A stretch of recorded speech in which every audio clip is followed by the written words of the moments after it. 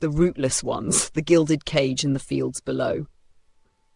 In the emerald glades of Elerenith, where the white towers of the elven lords speared the sky like frozen lightning, where their halls rang with songs older than kingdoms, and where their hands, fine as porcelain, touched only silk and steel, there was a boy who did not belong.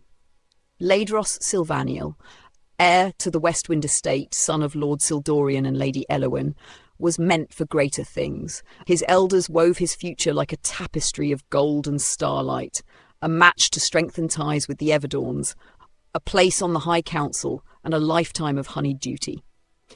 Yet Ladros, ever defiant, looked not to the elven courts but to the vales and meadows where the low-born folk of his father's land toiled, dwarves with soot-stained beards, humans with sun-bronzed hands, and halflings who hummed while they ploughed.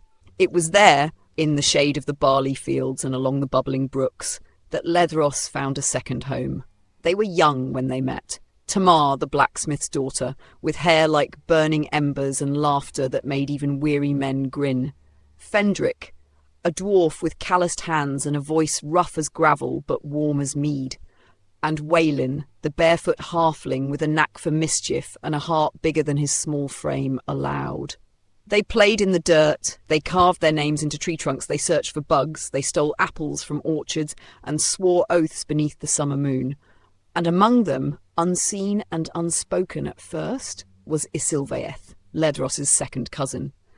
She was the fairest of the Elerenith maidens, silver-haired and sharp-eyed, raised on poetry and duty, yet drawn against all warnings to the laughter of her wayward Cos and his strange companions.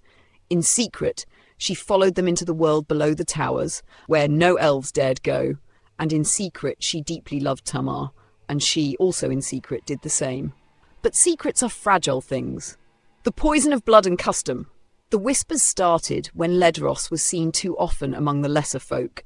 The elders watched, they disapproved, but they still called it a child's folly, until folly became scandal.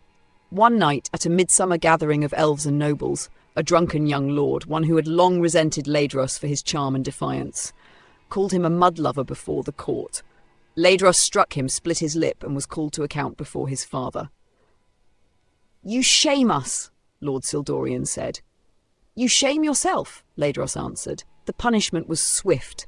Ladros was forbidden from the fields, locked behind marble doors, made to study, to train, to learn the ways of his kind. Isilvaeth was betrothed to another lord's son, a match to bind the bloodlines, to cement alliances, to erase the stain of unseemly affections.